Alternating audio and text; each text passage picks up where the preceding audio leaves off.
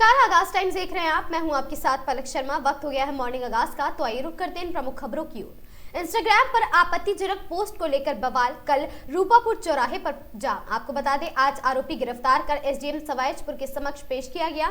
संत राम भद्राचार्य जी व देवी देवताओं के खिलाफ इंस्टाग्राम पर आपत्तिजनक पोस्ट डालने के मामले में बढ़े तनाव के बीच पुलिस ने आज आरोपी दिव्यांशु कुशवाहा पुत्र सर्वेश कुशवाहा निवासी थाना सवाईजपुर को गिरफ्तार कर एसडीएम सवाईजपुर के समक्ष प्रस्तुत किया है, जहां से उसे जेल भेज दिया गया। ये मामला तूल पकड़ गया है और जब बजरंग दल के जिला मंत्री रोहित सिंह द्वारा तहरीर दिए जाने के बाद आरोपी को जल्द गिरफ्तार की मांग को लेकर कल स्थानीय लोगों ने रूपापुर चौराहे पर जाम लगा दिया था। जाम के दौरान कई किलोमीटर तक लंबी वाहन कतारें लग गई और यातायात घंटों भर प्रभावित रहा है। सूचना पर चौकी प्रभारी शिवशंकर मिश्रा मौके पर पहुंचे और लोगों से बातचीत कर जाम को खुलवाया है। इस दौरान लोगों और साथ ही पुलिस में हल्की नोकझोंक भी हुई, लेकिन स्थिति को नियंत्रित कर लिया गया है। आज पुलिस ने किया आरोपियों को गिरफ्तार। आपको बता दें, जाम और बढ़ते दबाव को देखते हुए पुलिस ने आज सुबह ही आरोपी दिव्यांशु को गिरफ्तार कर लिया है। पूछताछ के बाद चौकी प्रभारी शिवशंकर मिश्रा ने अभियुक्त को एसडीएम सवाईजपुर की कोर्ट में पेश किया है, जहां से उसे न्यायिक अभिरक्षा में जेल भेजने के आदेश दिए गए हैं। परशुराम सेना के जिला प्रभारी शिवम शुक्ला ने कहा कि धार्मिक संतों और देवताओं का अपमान किसी भी हाल में स्वीकार नहीं किया जाएगा।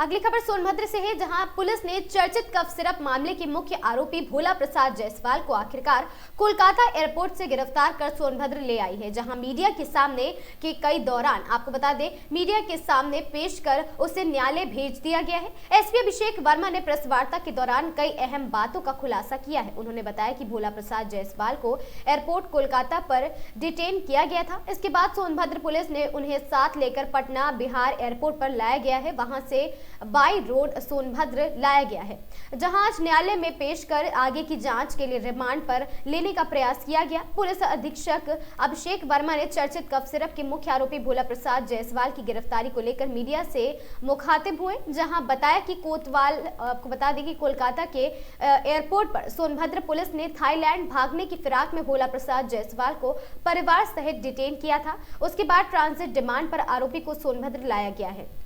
जांच में आगे बढ़ने पर आपको बता दें कि कल 7,53,000 सीसी अवैध रूप से बाजार में खपाई गई, जिसकी कीमत 25 करोड़ रुपए के आसपास बताई जा रही है, जिसका फर्जी तरीके से लेन देन किया गया था। भोला प्रसाद गैर जनपद चंदौली, जौनपुर, गाजीपुर, वाराणसी में वांछित था। एसपी अभिषेक वर्मा ने मीडिया को जानकारी दी है कि भोला के फर्म शैली ट्रेडर्स से 2 फर्जी फॉर्मो माकृपा ट्रेडर्स और शिक्षा प्राइवेट लिमिटेड, जो रॉबर्ट्सगंज कोतवाली सोनभद्र क्षेत्र में आता है, इन फार्मों पर फर्जी बिलिंग की गई है और साथ ही यह कफ सिरप के नाम से मार्केट में खपाई गई थी, जिन्हें सोनभद्र पुलिस और साथ ही एसआईटी और एसओजी की संयुक्त कार्रवाई में खुलासा कर पकड़ लिया गया है।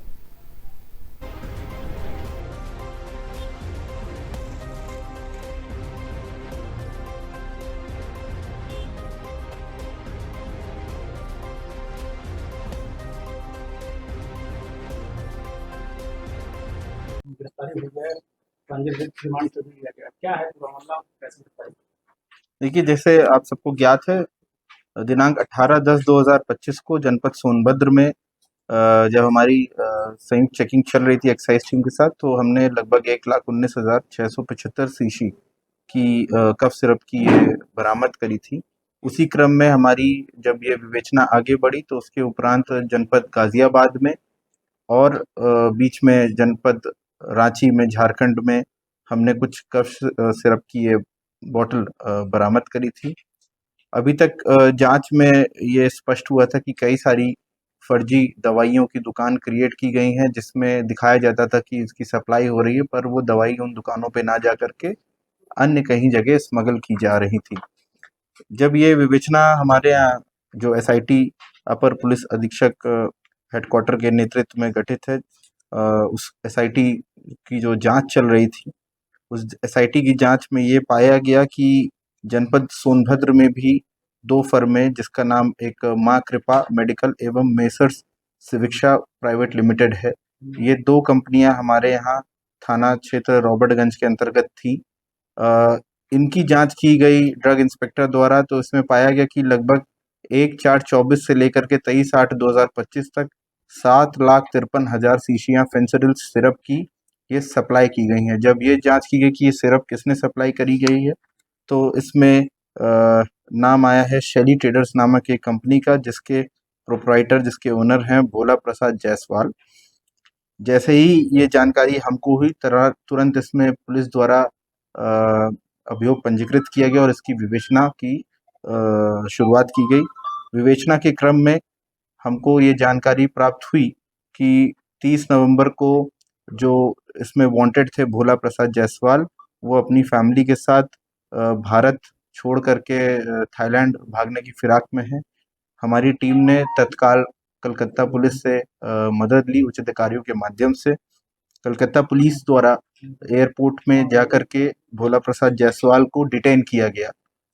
उनको डिटेन करने के उपरांत जब हमारी टीम वहां पहुंची है, उसके बाद वहां पे हम उनको ट्रांजिट रिमांड पर पे लेकर के आज जनपद सोनभद्र में हैं और जनपद सोनभद्र के माननीय न्यायालय में इनको प्रस्तुत किया जाएगा। कलकत्ता से आते समय सर कई दुश्वारियां पुलिस के सामने आई थी, कई चुनौतियां आई थी, कैसे क्या रहा सिचुएशन, कैसे? देखिए, जब इस तरीके से कोई वांटेड क्रिमिनल को हम लोग एयरपोर्ट के माध्यम से ट्रैवल कराते हैं तो कुछ फॉर्मेलिटीज़ होती हैं, जिसके बारे में जब जानकारी प्राप्त हुई तो सभी संबंधित एजेंसीज द्वारा भरपूर सहयोग किया गया और तत्काल उन्होंने हमको सभी सहायता दी। इनको कलकत्ता से हम लोग पटना एयरपोर्ट लाए और वहाँ से बाय रोड जनपद सोनभद्र में लाए हैं। आज इनकी न्यायालय में पेशी है और पेशी के उपरांत हम न्यायालय से यह भी प्रार्थना करेंगे कि इसकी पुलिस रिमांड हमको दी जाए, जिससे जो आगे की कुछ जानकारियां हैं जो हमको चाहिए वो हम इनसे लें। इनके स्वास्थ्य संबंधी सर एक सवाल था कि ये अस्वस्थ बता रहे थे खुद को पकड़े जाने के बाद, क्या मामला था? जो वहाँ पे इसकी जांच की गई है, जब इनका स्वास्थ्य यहाँ पे भी इनका मेडिकल कराया गया है, जो सर्टिफाइड किया गया है, पूरी तरीके से फिट है और इनको किसी प्रकार की कोई दिक्कत नहीं। शुभम जायसवाल की भी सोनभद्र पुलिस तलाश कर रही है। देखिए, अभी जो नाम इसमें फर्म का आया है वो भोला प्रसाद जायसवाल की द्वारा जो स्टैब्लिश्ड फर्म थी मैसर्स शैली ट्रेडर्स, जो झारखंड में सन 2022 में बनाई गई थी इनके द्वारा स्टॉकिस्ट के रूप में। इन्होंने अपनी तक पूछताछ में हमको बताया कि सारा का सारा काम मेरा बेटा शुभम जायसवाल देखता था और जब मेरे द्वारा मात्र बिल या फिर कुछ चेकबुक साइन किए जाते थे, जिसकी ज़्यादा जानकारी शुभम जायसवाल के पास है, तो उसी क्रम में विवेचना वो आगे बढ़ाएंगे और आगे जो भी विधिक कार्रवाई होगी उसको हम लोग पूर्ण करेंगे। देखिए, अभी ये सारे विवेचना के पहलू हैं, अभी विवेचना चल रही है। हमारी एसआईटी लगातार बहुत ही सिस्टमैटिक तरीके से विवेचना को आगे बढ़ा रही है और अभी हमें सभी जनपदों से सहयोग भी मिला और जहां सभी जनपदों को हमसे सहयोग चाहिए हमारी एसआईटी द्वारा भी दिया जा रहा है। कितने रुपए तक का सर ये सामान से बरामद हुआ? देखिए, इसमें लगभग 7 करोड़ रुपए तक के अगर गाजियाबाद और सोनभद्र और रांची का सामान को मिला लिया जाए और जो ये कफ सिरप की बॉटल्स यहाँ पे जनपद सोनभद्र की 2 दुकानों में सप्लाई किया जाना बताया जा रहा है, वो काफ़ी हैवी है। 7,53,000 बॉटल है। यदि एक सिरप की कीमत 200 रुपये भी आंकी जाए तो उसके हिसाब से बहुत बड़ा अमाउंट है।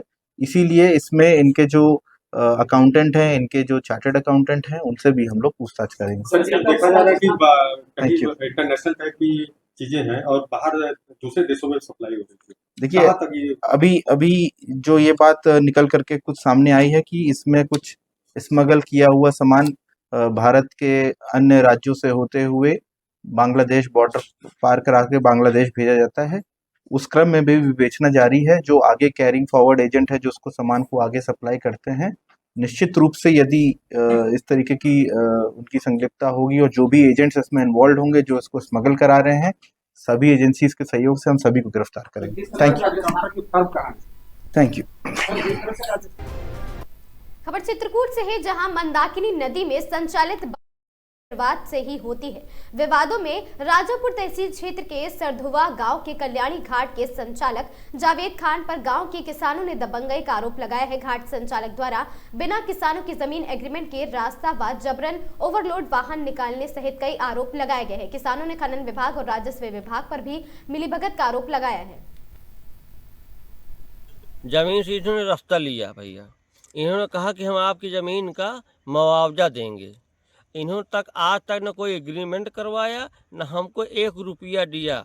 हमारी फसलें बोई थी, अब फसलों की हमारी पूरी फसल बर्बाद कर दिया और 1 रुपया नहीं दिया। महंगाई बता रहे हैं, कह रहे हैं कि हम योगी आदित्यनाथ के आदमी हैं, घाट चलाएंगे गुंडाई से।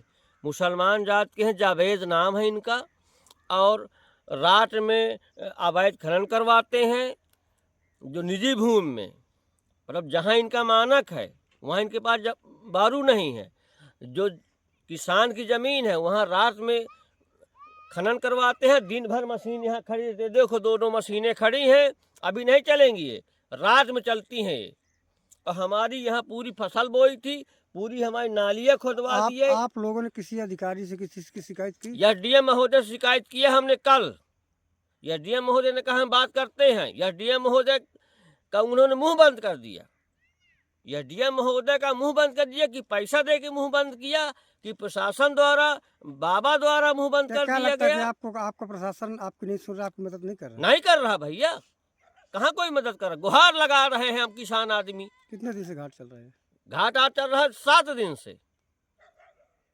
50-52 टाली बारू ले गए और एक भी बाकेट अपने मानक में नहीं खोदा, टोटल किसान की जमीन में खोदा। गुहार लगा रहे, कोई हमारी सुनने वाला नहीं। मेरा नाम है।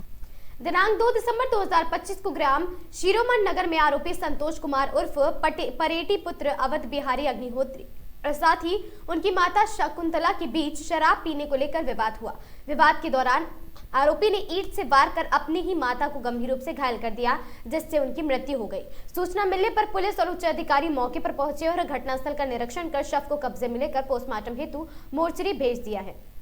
आपको बता दें, मामले में वादी अनिल कुमार पुत्र अटल बिहारी की तहरीर पर मुकदमा अपराध संख्या 406/25 धारा 103(1) BNS के तहत मुकदमा दर्ज किया गया है। थाना बेहटा गोकुल पुलिस ने आरोपी संतोष कुमार उर्फ परेटी को गिरफ्तार किया है।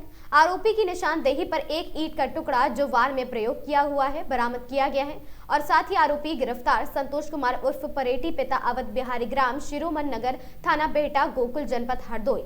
बरामदगी एक ईंट का टुकड़ा आला कत्ल।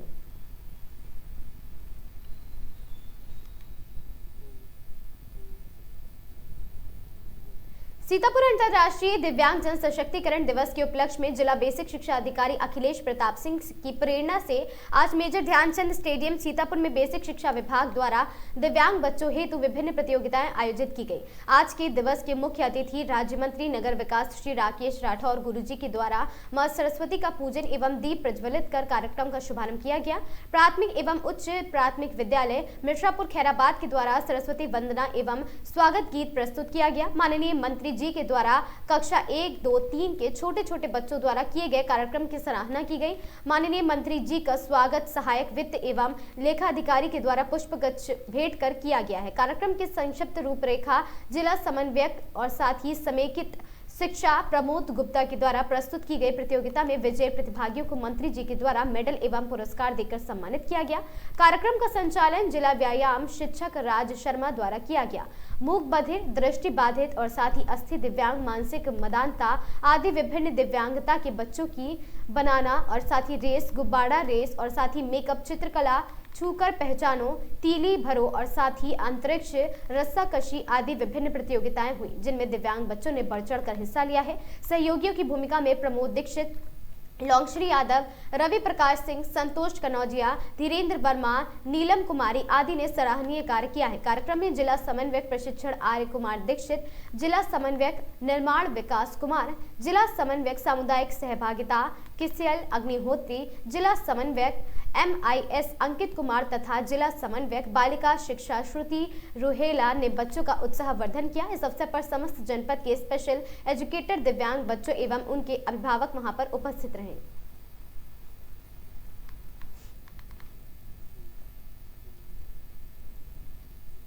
खबर सोनभद्र से है, जहां खनन हादसे के बाद एक्शन में आया खान सुरक्षा निदेशालय। आपको बता दें, ओबरा क्षेत्र के बिल्ली मारकुंडी खनन क्षेत्र में 37 पत्थर खदानों का किया गया उनको बंद। सुरक्षा की दृष्टि से तो सुधारात्मक कार्य की अनुमति, खनन कार्य पूरी तरह से रहेगा प्रतिबंधित। बीते 15 नवंबर को पहाड़ धसकने से हुई थी 7 मजदूरों की मौत। पुलिस की ओर से SIT का किया गया गठन।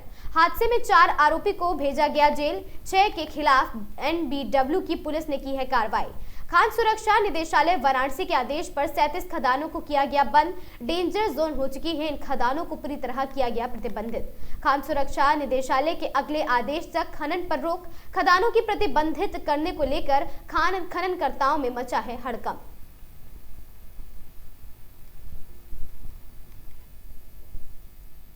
महोबा में प्रधानमंत्री फसल बीमा योजना में भ्रष्टाचार के विरोध में 107 दिनों से चल रहा किसानों का धरना अब और मजबूत हो गया है।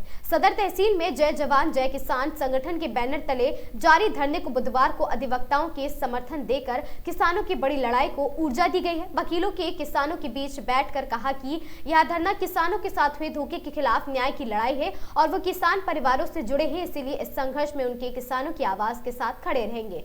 धरना दे रहे संगठन के अध्यक्ष किसान नेता गुलाब सिंह राजपूत प्रधानमंत्री फसल बीमा के भुगतान में बड़े स्तर पर हुए भ्रष्टाचार और हेराफेरी के आरोपी को लेकर आंदोलन की अगुवाई कर रहे हैं। उनका कहना है कि वर्ष 2024 से 2025 फसल बीमा योजना के तहत किसानों की पॉलिसियों का पैसा दलालों के माध्यम से एडिट करते हुए अन्य लोगों के खातों में भेज दिया गया है, जिससे हजारों किसान लाभ से वंचित रह गए हैं।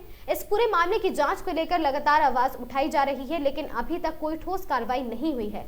किसान नेता गुलाब सिंह राजपूत ने बताया कि जिला प्रशासन ने पारदर्शी जांच की कोई उम्मीद नहीं है, इसीलिए ये सीबीआई या एसआईटी की जांच मांग कर रहे हैं।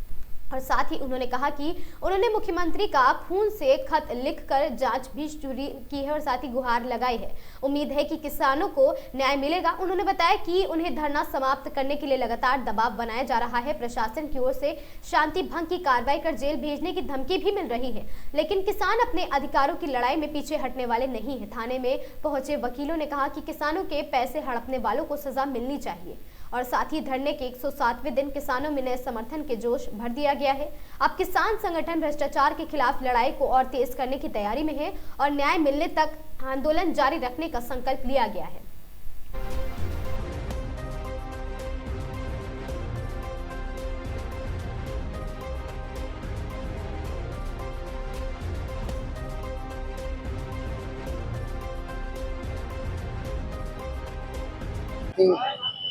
नहीं, वकीलों का समर्थन हमारे साथ में, तो हम किसान वकीलों के बहुत बड़े आभारी हैं कि उन्होंने किसानों के साथ खड़े होकर के एक भ्रष्टाचार के खिलाफ एक मुहिम जारी रखी है। इसके लिए उनको हम धन्यवाद देते हैं, बहुत बहुत आभारी हैं उनके। कब से चल रहा है पेंशन, कितने दिनों हो चुके हैं? तो लगातार चलता जा रहा है। आज धरने का 107वां दिन है और प्रधानमंत्री फसल बीमा योजना में 2024 में तथा 2025 में जो घोटाला हुआ है, फर्जीवाड़ा हुआ है, दलालों के माध्यम से पैसा गया है और सही किसान है उनको पैसा उनके खाते में नहीं गया है, उसकी जांच के लिए हमने एसआईटी से जांच हो या सीबीआई से जांच की मांग की है। ये जिला प्रशासन से हमें किसी तरह की उम्मीद नहीं है कि ये पारदर्शी तरीके से जांच करेंगे, ऐसी जिला प्रशासन से आज तक जो है उम्मीद नहीं है हमें। कुछ दिन पहले आपके द्वारा खून से खत भी लिखे गए थे। हाँ, खून से खत हमने माननीय मुख्यमंत्री जी को लिखा है। मुख्यमंत्री जी से उम्मीद है कि वो एसआईटी की जांच करा करके इसमें जो है एक मील का पत्थर साबित होगा और जांच को पारदर्शी तरीके से करा करके दोषियों को जेल की सलाखों के पीछे भेजने का काम करेंगे। 2 या 3 दिन पूरे अधिकारियों द्वारा किसानों के लिए मुकदमे करने की धमकी भी दी गई है। धमकी दी गई है तो हम लोग नहीं, तो हम धमकी से डरने वाले नहीं है। एडीएम साहब ने बराबर जो है हमको हमारे साथ ही किसानों को, पदाधिकारियों को धमकी दी गई थी कि अगर आप धरना नहीं उठाते तो आपको हम 151 में चालान करा करके जेल। महोबा में श्रीनगर थाना क्षेत्र के पवा गांव में रहने वाले 32 वर्षीय युवक का नरेडीहार में पेड़ से लटकता शव मिलने से ग्रामीणों में हड़कंप मच गया। घटना की सूचना मिलते ही मौके पर पहुंचे परिजन में कोहराम मच गया। फिलहाल मौके पर पहुंची पुलिस ने शव का पंचनामा कर पोस्टमार्टम के लिए भेज जांच शुरू कर दी है। महोबा के श्रीनगर थाना क्षेत्र में रहने वाले मृतक पन्ना लाल के परिजन जितेंद्र राजपूत ने बताया कि इनके पास 8 बीघा जमीन है। हर साल की भांति इस बार भी मूंगफली तिलहन की फसल बर्बाद होने के चलते वह काफी परेशान चल रहा था।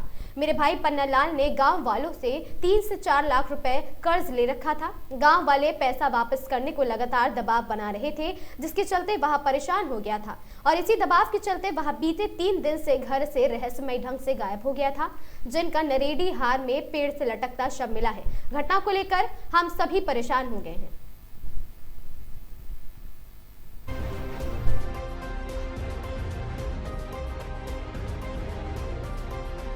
गाँव में हमारे यहाँ एक पन्ना लाल नामक व्यक्ति था, तो ये 3-4 दिन से थोड़ा अपना मानसिक टेंशन थी, तो दारू पीता रहता था। वैसे ही दारू पी करके गया हार में खेत है, तो उनके पास में नाला टाइप का निकला है, तो इन नाले में फांसी का फंदा लगा करके आत्महत्या कर दी।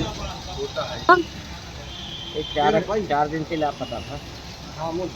जब घर नहीं पहुंचा तो परिजनों ने खोजबीन की, रिश्तेदारों ने हर जगह फ़ोन लगाया, वहाँ भी संपर्क किया, वहाँ भी कुछ पता नहीं चला। तो फिर खेत में जा कर के वहाँ देखा जहाँ खेत किए हुए था, चारों तरफ देखने के बाद फिर और गाँव की और लोग इकट्ठा होकर के 20-25 लोग इकट्ठा गए, ढूंढा तो जब तक जा करके वो मिला। पन्ना लाल खेती करता था वो। जमीन 30 बीघा है, तो 3 भाई हैं, ये 10 बीघा खेती करते थे और कुछ ये बटाई पर लिए था, 15 बीघा के लगभग खेती करता था। अरे ये बस यही थोड़ा बहुत फसल कम निकली, रेट सही नहीं मिल पाया, तो बस इसी बात पे परेशान रहता था कि तो अभी पूरा खर्चा है, अभी खेती और करनी है, बस इसी बात में मानसिक परेशानी रहती थी और विशेष कारण नहीं। अंतर्राष्ट्रीय दिव्यांगजन दिवस 2025 पर एपीओसी और साथ ही एमिल्को में विविध कार्यक्रमों का आयोजन संपन्न। सहायक उपकरण पाकर दिव्यांगजनों के खिले चेहरे। आपको बता दें 42 लाख रुपए के सहायक यंत्र एवं उपकरण किए गए वितरित। भारतीय कृत्रिम अंग निर्माण निगम की एपीओसी कानपुर केंद्र में अंतर्राष्ट्रीय दिव्यांगजन दिवस के अवसर पर विभिन्न कार्यक्रमों का आयोजन किया गया। कार्यक्रम में बड़ी संख्या में दिव्यांगजन अतिथियों एवं स्वास्थ्य नागरिकों ने सहभागिता की। कार्यक्रम के अंतर्गत टोकन वितरण में लाभार्थियों को सहायक उपकरण वितरित किए गए, जिससे उपस्थित दिव्यांगजनों को प्रत्यक्ष लाभ प्राप्त हुआ है, जिनको लेकर दिव्यांगजनों के चेहरे खिल उठे हैं। इसके पश्चात wheel chair race, spoon lemon race और म्यूजिकल चेयर जैसी मनोरंजन प्रतियोगिताएं आयोजित की गई हैं और साथ ही साथ जिसमें दिव्यांगजनों ने उत्साहपूर्वक भाग लिया है। इसके बाद विजेताओं को पुरस्कृत भी किया गया। कार्यक्रम का समापन एमटीसी लाभार्थियों द्वारा आयोजित जागरूकता रैली के साथ किया गया, जिनमें दिव्यांगजन सशक्तिकरण एवं सामाजिक समावेश का संदेश दिया गया। बताते चले कि इस कार्यक्रम के तहत दिव्यांगजनों को 42 लाख रुपए के सहायक यंत्र एवं उपकरण वितरित किए गए हैं और साथ ही एपीओसी एल्मिको कानपुर द्वारा आयोजित यह कार्यक्रम दिव्यांगजन के आत्मबल, सहभागिता एवं समाज में समान अवसरों को दिशा में एक महत्वपूर्ण पहल साबित हुआ है। कार्यक्रम के संबंध में मौके पर उपस्थित भारतीय जनता पार्टी के दिव्यांगजन प्रकोष्ठ की डॉक्टर अनुपम जैन ने जानकारी दी है।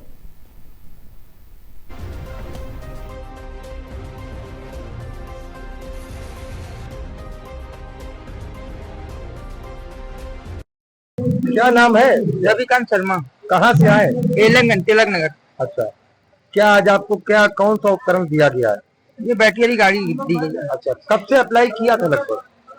अप्लाई तो मैंने अभी 23 तारीख को आया था, तो 3 तारीख को बुलाया था। अच्छा, आज यहाँ पर कार्यक्रम भी हो रहे हैं, किसमें शामिल हो रहे हो? जो भी सुविधा मिलेगी सर। नहीं, रेस हो रही है और भी कार्यक्रम आयोजित हो रहा है, किसी में शामिल हो रहे हो? इसमें रेस में हम ले लेंगे। अच्छा, क्या कहना चाहोगे? आज यहाँ पर आए हो, आपको ये उपकरण दिया गया, कैसा लग रहा है? अच्छा महसूस हो रहा है, अच्छा लग भी रहा है। क्या सरकार के लिए कुछ कहना चाहते हैं? हाँ, सरकार इतनी अच्छी है कि आप हमको इतनी सुविधा दे रही है हर चीज के लिए, ना कोई दिक्कत होती है। यहाँ पर बैठने उठने की, खाने पीने की हर सुविधा यहाँ पर मिलती है। अच्छा, कितना % आपका? 80% विकलांग है। दीदी, आज के अवसर पर आज आप यहाँ आई हैं, नाम के साथ परिचय दीजिए और क्या क्या उपकरण यहाँ पर दिव्यांगों को दिए जा रहे हैं? मैं डॉक्टर अनुपम जैन, क्षेत्रीय संयोजक दिव्यांग प्रकोष्ठ कानपुर बुंदेलखंड क्षेत्र, भारतीय जनता पार्टी से हूँ। आज यहाँ एलिम्को की ओर से अंतर्राष्ट्रीय विश्व दिव्यांग दिवस के उपलक्ष्य में यहाँ पर मोटराइज ट्राईसाइकिल, स्पोर्ट्स ट्राईसाइकिल और स्पोर्ट्स व्हील चेयर, ये सभी उपलब्ध कराई जा रही हैं। दिव्यांगों को सहायक उपकरण दिए जा रहे हैं और एलिम्को जैसा कि हमेशा से दिव्यांगों के लिए उपकरण बनाता आया है और दिव्यांगों के लिए जो उपकरण बनाए जा रहे हैं सरकार के सहयोग से, और सरकार जो दिव्यांगों के लिए इतनी जागरूक है, और इस बार जो उनका उद्देश्य है समावेशी समाज। समावेशी समाज का अर्थ है कि दिव्यांग जो है वो समाज का एक हिस्सा है। समाज का हिस्सा होने के साथ साथ समाज के लोग उनको अपने अंदर समावेश करके चले और उनको सहयोग करें, ताकि दिव्यांग भी अपने आप को अलग महसूस ना करे और आगे आत्मनिर्भर भी बने और समाज का एक हिस्सा बने और देश के लिए उपयोगी साबित हो।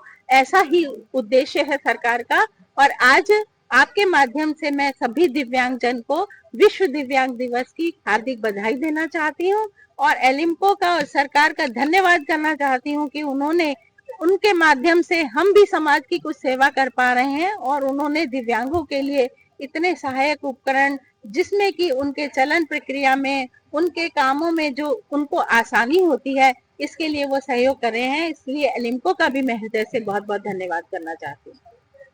क्या नाम है आपका? आशा देवी। कहाँ से आई हैं? अमौली से। क्या कहेंगी आज आपको यहाँ पर क्या उपकरण दिया गया है? साइकिल। कब अप्लाई कब करी थी आपने? अगले 4 तारीख को। अच्छा, क्या सरकार के लिए कुछ कहेंगी? आज साइकिल मिली है आपको, क्या कहेंगी? कुछ कैसा लग रहा है? जो आपको साइकिल देते हैं वो साइकिल देने वाले।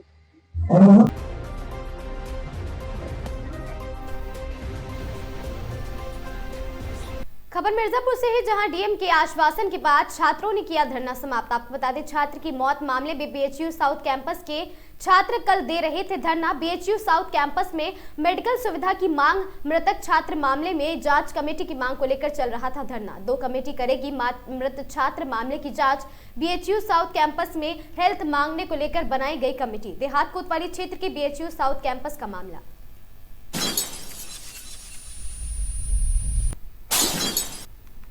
अगली खबर शाहजहांपुर से है, जहां शाहजहांपुर से एक बड़ी खबर निकलकर सामने आ रही। थाना गढ़िया रंगीन क्षेत्र के पिपर थाना गांव में भूमाफियाओं के हौसले इतने बुलंद हैं कि एक गरीब किसान की खेती रौंद डाली। आपको बता दें, गेहूं की खड़ी फसल को ट्रैक्टर से जोत दिया गया और कब्जे की कोशिश खुलेआम जारी है।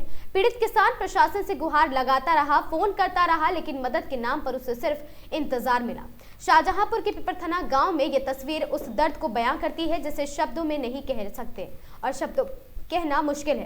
किसान अजयपाल की खड़ी गेहूं की फसल को दबंगों ने ट्रैक्टर से जोत डाला है और उसी जमीन पर कब्जा करने की कोशिश शुरू कर दी गई है। अजयपाल ने जिलाधिकारी और पुलिस अधीक्षक को एक चिट्ठी लिखकर अपनी व्यथा बताई है। उसके मुताबिक गाटा संख्या 30 और 39 पर कुछ लोग अवैध कब्जा कर रहे हैं और साथ ही पीड़ित ने बताया कि मैं अधिकारियों को फोन कर रहा, लेकिन कोई मेरी सुनवाई नहीं कर रहा है। मेरी जमीन बचा लीजिए, नहीं तो हम बेघर हो जाएंगे। पीड़ित किसान अपनी फरियाद लेकर कलेक्ट्रेट भी पहुंचा है। जिलाधिकारी से मिलने की कोशिश की, लेकिन मुलाकात नहीं हो सकी।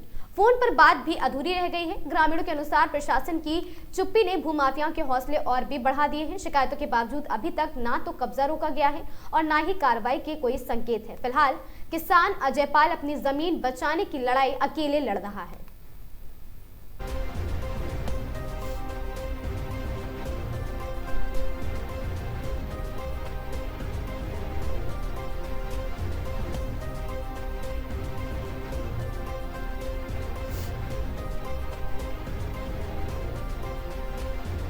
वाले आप लोग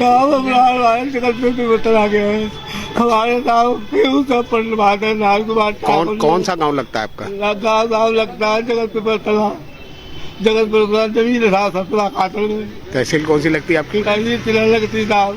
तो बताइए क्या है, बताइए आप। हमारे गेहूँ जब भाई पानी की तो आपने किसी अधिकारी को कुछ अपनी समस्या बताई?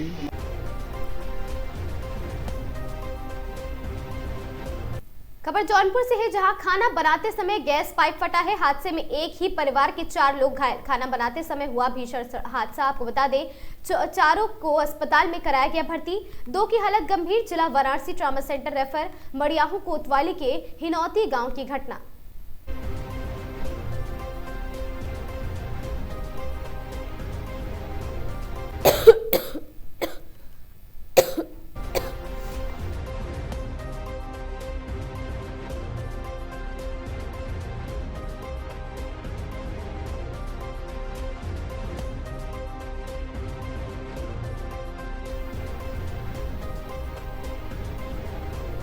खबर हरदोई से है, जहां एसपी अशोक मीणा ने ग्राम प्रहरी दल के साथ रात्रि चौपाल लगाई और इस सुरक्षा व्यवस्था पर चर्चा की है। आपको बता दें, सर्दियों में जनपद में अपराध नियंत्रण को प्रभावी बनाने के उद्देश्य से एसपी हरदोई के निर्देश पर कोतवाली शहर और क्षेत्र अंतर्गत ग्राम प्रहरी दल के सदस्यों के साथ रात्रि चौपाल आयोजित की गई है। इस दौरान ग्रामीणों को सुरक्षा की दृष्टि से आवश्यक उपायों, विशेषकर सीसीटीवी कैमरे और ग्राम स्तर पर पर्याप्त प्रकाश व्यवस्था के महत्व के बारे में जागरूक किया गया है।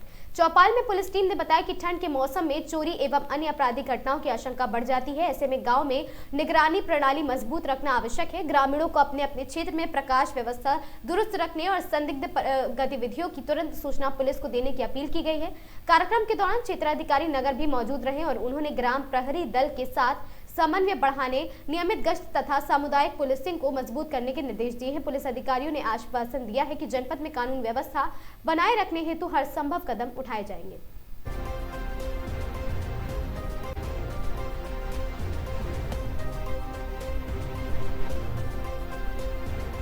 खबर सोनभद्र से है, जहां राजकीय पॉलिटेक्निक कॉलेज के हॉस्टल में पंखे से लटका छात्र का शव हुआ बरामद। छात्र का शव बरामद होने से कॉलेज प्रशासन में मचा हड़कंप। मृतक छात्र की पहचान 22 वर्षीय युवराज सिंह पुत्र बैरिया थाना जयप्रकाश नगर बलिया के रूप में हुई है। मृत छात्र पॉलिटेक्निक कॉलेज में प्रथम वर्ष का छात्र है, जो पॉलिटेक्निक कॉलेज के हॉस्टल में कई छात्रों के साथ रहता था। छात्रों की परीक्षा चल रही थी। छात्र जब परीक्षा देकर कमरे में लौटे तो शव लटकता देख सन्न रह गए। और साथ ही आपको बता दें, घटना से हॉस्टल प्रशासन में हड़कंप मचा हुआ है। सूचना पर पहुंची पुलिस शव को कब्जे में लेकर आगे की कार्रवाई में जुटी है। रॉबर्ट्सगंज कोतवाली क्षेत्र के लोढ़ी स्थित राजकीय पॉलिटेक्निक कॉलेज का मामला।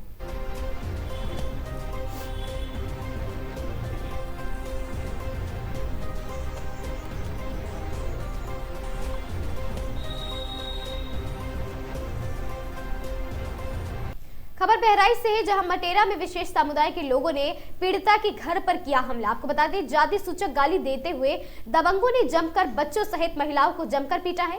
बच्चों के विवाद में विशेष समुदाय के लोगों ने जमीन की जमकर की मारपीट। आपको बता दें कि विशेष समुदाय के दबंगों के द्वारा पिटाई का वीडियो सोशल मीडिया पर हुआ है वायरल। और साथ ही पीड़ित की सूचना पर पुलिस ने 5 लोगों पर मामला दर्ज किया है। पुलिस के चंगुल से दूर हैं 5 आरोपी।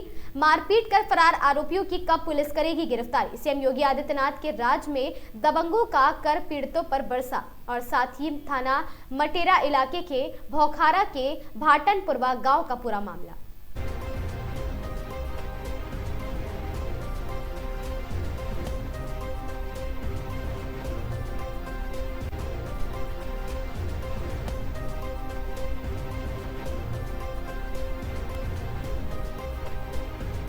खबर ऋषिकेश से है, जहां पुलिस ने आगामी क्रिसमस और नववर्ष के जश्न को देखते हुए मुनि की रेती क्षेत्र में सुरक्षा व्यवस्था को सुदृढ़ करने के प्रयास तेज कर दिए हैं।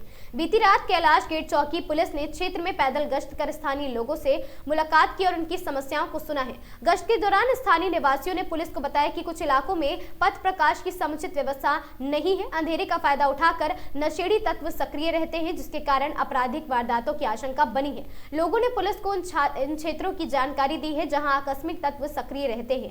मामले की गंभीरता को देखते हुए कैलाश गेट चौकी प्रभारी राजेंद्र रावत ने तत्काल संज्ञान लिया है। उन्होंने क्षेत्र में पथ प्रकाश की व्यवस्था सुनिश्चित कराने के लिए ऊर्जा निगम के अधिकारियों से पत्राचार शुरू कर दिया है। मुनि की रेती के क्षेत्र इंस्पेक्टर प्रदीप चौहान ने बताया कि दिसंबर माह में क्रिसमस और नववर्ष के आयोजन के चलते क्षेत्र में हजारों पर्यटक के आने की उम्मीद है। सुरक्षा की ओर मजबूत करने के प्रयास किए जा रहे हैं और पुलिस ने स्थानीय लोगों से अपील की है कि नशेड़ी तत्वों के दिखाई देने पर तत्काल पुलिस को सूचना दे, ताकि क्षेत्र में शांति और सुरक्षा बनी रहे।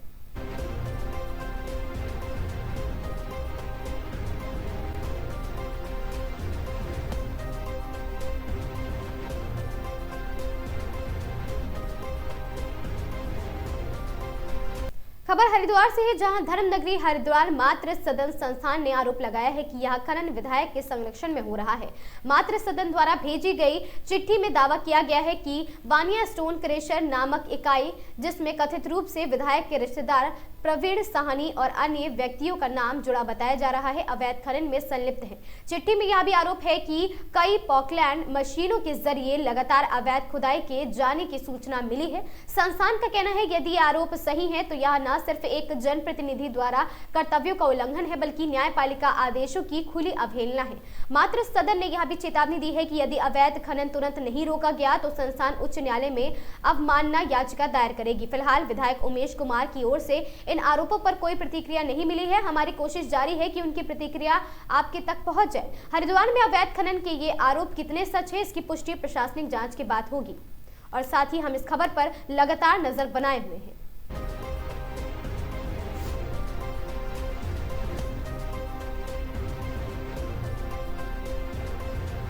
इस वक्त की एक और बड़ी खबर उत्तराखंड प्रदेश के जनपद ऊधम सिंह नगर के अंतर्गत पड़ने वाली नगर पंचायत मडुआ वाड्रा से है, जहां पर मकान में चल रही टेंट हाउस की दुकान में भीषण आग लग गई है और घटना स्थल पर पहुंचे जसपुर दमकल कर्मियों ने बड़ी सूझबूझ के साथ त्वरित कार्रवाई कर एक बड़ा हादसा होने से बचा लिया। दरअसल आपको बता दें कि यह घटना भयंकर घटना रात्रि करीब 2 बजे की है, जब MDT के माध्यम से जसपुर फायर स्टेशन को महुआब डाबरा में स्थित एक घर में अचानक भीषण आग लगने की सूचना प्राप्त हुई है। सहायता के लिए फायर यूनिट भेजे, तब प्राप्त सूचना का तत्काल संज्ञान लेकर फायर यूनिट तत्काल घटनास्थल के लिए रवाना हुई है और घटनास्थल पर पहुंचकर फायर यूनिट ने पाया आग पर काबू। शमसुद्दीन पुत्र अब्दुल अजीत ग्राम घर में बने हुए टेंट हाउस में लगी थी भीषण आग, जिसमें फायर यूनिट द्वारा MFE के एक होप और पाइप तथा दोनों होज रील व मिनी हाई प्रेशर से दोनों होज रील को फैलाकर आग पर लगातार पंपिंग की गई है और ऊपरी मंजिलों में भी तेजी से फैल चुकी लपटें अत्यंत भयावह रूप ले चुकी थी और प्रभारी अग्निशमन अधिकारी श्याम बहादुर थापा द्वारा सहोता पेपर मिल तथा फायर स्टेशन काशीपुर से एक वाटर टैंक घटनास्थल के लिए बुलाया गया है, जिन्होंने फायर यूनिट जसपुर के साथ मिलकर संयुक्त रूप से पंपिंग की है। वहां मौजूद लोगों को पता चला कि मकान की ऊपरी मंजिल में शमसुद्दीन का परिवार सो रहा था, जिनकी जान को गंभीर खतरा उत्पन्न हो गया है। स्थिति की गंभीरता को देखते हुए फायर यूनिट जसपुर तुरंत वहां पर रेस्क्यू प्रक्रिया शुरू की गई है और साथ ही तत्पश्चात फायर यूनिट जसपुर की टीम द्वारा कड़ी मशक्कत के एवं अत्यधिक जोखिमपूर्ण परिस्थितियों में आग पर लगातार पंपिंग की गई है। लगभग लंबे समय तक लगातार अथक प्रयास और साथ ही परिश्रम और उच्च स्तरीय समन्वय के बाद आग पर पूर्ण रूप से नियंत्रण पाया गया है और उसे सफलतापूर्वक बुझा दिया गया। साहस और जिम्मेदारी का परिचय देते हुए फायर स्टेशन जसपुर ने कर्मचारियों ने अग्निशमन उपकरणों का प्रयोग कर अत्यंत धुएं और लपटों के बीच प्रवेश कर अंदर फंसे शमसुद्दीन के परिवार के 4 सदस्यों को सुरक्षित रूप से रेस्क्यू कर बाहर निकाला है, जिसमें एक व्यक्ति आंशिक रूप से झुलस गए हैं, जिसे सामुदायिक स्वास्थ्य केंद्र जसपुर में भर्ती कराया गया। इस प्रकार एक बड़ी जनहानि होने से बच गई है। स्थानीय नागरिकों एवं प्रत्यक्षदर्शियों द्वारा फायर यूनिट जसपुर की त्वरित प्रक्रिया वीरता की प्रशंसा की गई है। घटनास्थल पर उपस्थित प्रभारी अग्निशमन अधिकारी श्याम बहादुर थापा, चालक अमरीश कुमार, चालक संदीप कुमार, गोपाल प्रसाद, फायरमैन सोहन सिंह, सागर सिंह, चंद्रमोहन, सीता मौजूद सभी कर्मचारियों को मोहल्ले वासियों ने उनका आभार व्यक्त किया है।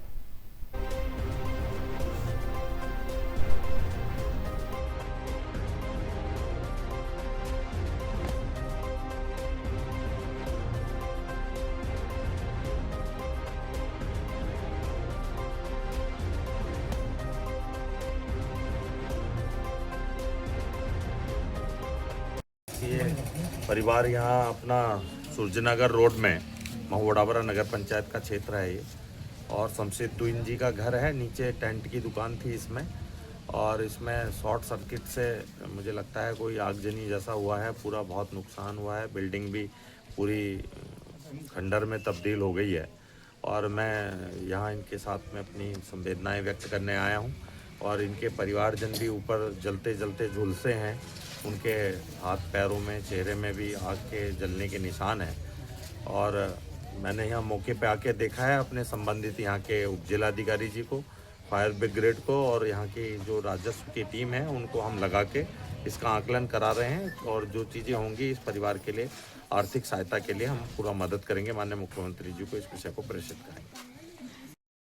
एक 1:15 बजे के बीच की घटना है सर। ये रात को मतलब ऊपर उनका लड़का सो रहा था। रात को गयासुद्दीन बस्ती वालों ने उसे जगाया कि बहुत तेज़ मतलब आग लगी हुई है, तो ऊपर से आके मतलब उसे बचाया, जिसमें कि उसमें वो बुरी तरीके से झुलस भी गया।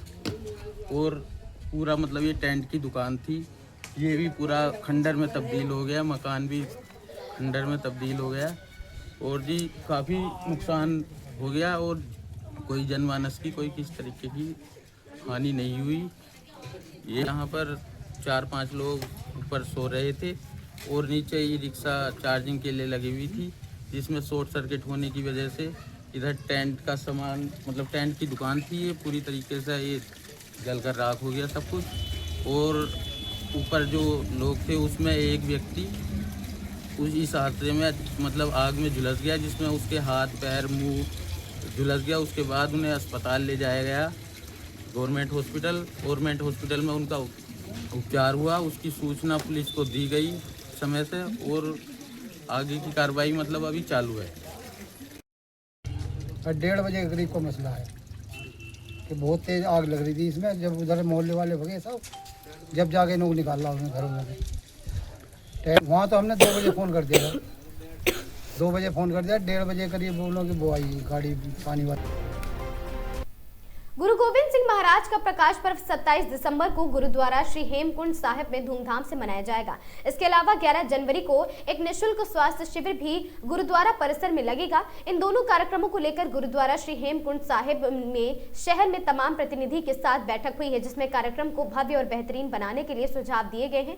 गुरुद्वारा श्री हेमकुंड साहिब के अध्यक्ष नरेंद्रजीत सिंह बिंद्रा ने बताया कि गुरु पर्व की तैयारी लगभग पूरी हो चुकी है। यह पर्व 27 दिसंबर को मनाया जाएगा। इस दिन दरबार साहिब में कई प्रकाश के और साथ ही कई प्रकार के धार्मिक कार्यक्रम होंगे, जिनसे अमृतसर से 2, पोंटा साहिब से 1 और इंग्लैंड से 1 रागी जत्था अपनी प्रस्तुति देगा। मौके पर लोगों को गतका पार्टी के करतब देखने को अवसर मिलेगा और साथ ही गुरु का अटूट लंगर भी चलेगा। गुरु पर्व के उपलक्ष्य में 11 जनवरी 2026 को एक निःशुल्क स्वास्थ्य शिविर भी लगेगा, जिसमें 60 से ज्यादा स्पेशलिस्ट डॉक्टर मरीजों की स्वास्थ्य की जांच करने के लिए पहुंचेंगे।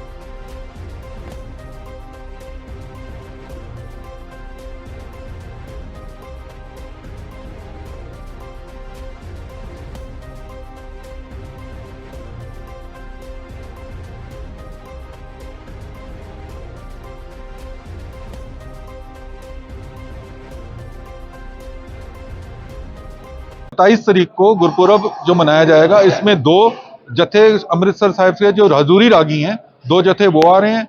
एक जत्था इंग्लैंड से आ रहा है और एक जत्था जो पोंटा साहब का बहुत फेमस है वो आ रहे हैं। तो 4 तो यहाँ पर रिलीजियस जो बड़े जत्थे वो आ रहे हैं। गतके का प्रोग्राम रहेगा लाइव, जो गतका यहाँ होता है, और गुरु का लंगर अटूट बरतेगा। तो उस दिन अपने गुरु को प्रणाम करने सारों को आना चाहिए, यही हम सबका निवेदन है। गुरुद्वारा में एक प्रदर्शनी भी है जो दरबार साहिब के नीचे है, वो विशेष आकर्षण का केंद्र रहती है। उसको किस प्रकार से यहाँ पे जो बाहर से श्रद्धालु पहुंचेंगे उनको दिखाने का काम होगा? देखिए, वो एक ऐसी चीज है जिसके आज इस वर्ष हम 350 साल मना रहे हैं गुरु तेग बहादुर जी की शहादत का।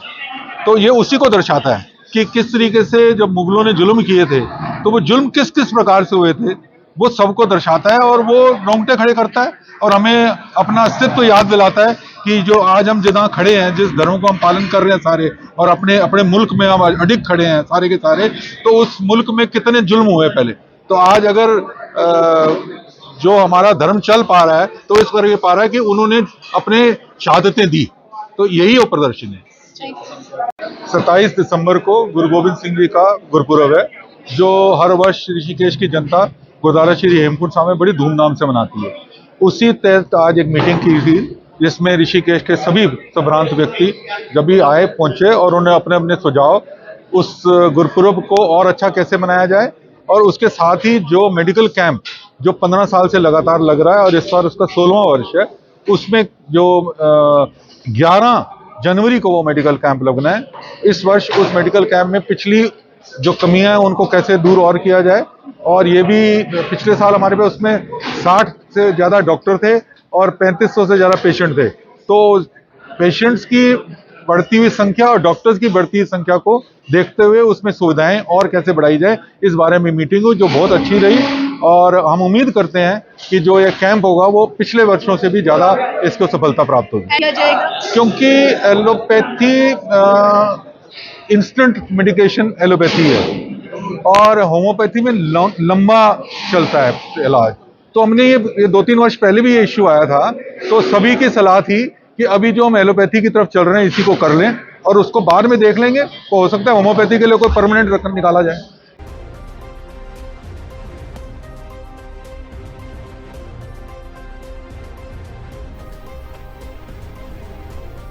मॉर्निंग आगाज की इन प्रमुख खबरों में आज के लिए बस इतना ही। ऐसी खबरों से लगातार जुड़े रहने के लिए बने रहें हमारे साथ और देखते रहें आगाज टाइम्स।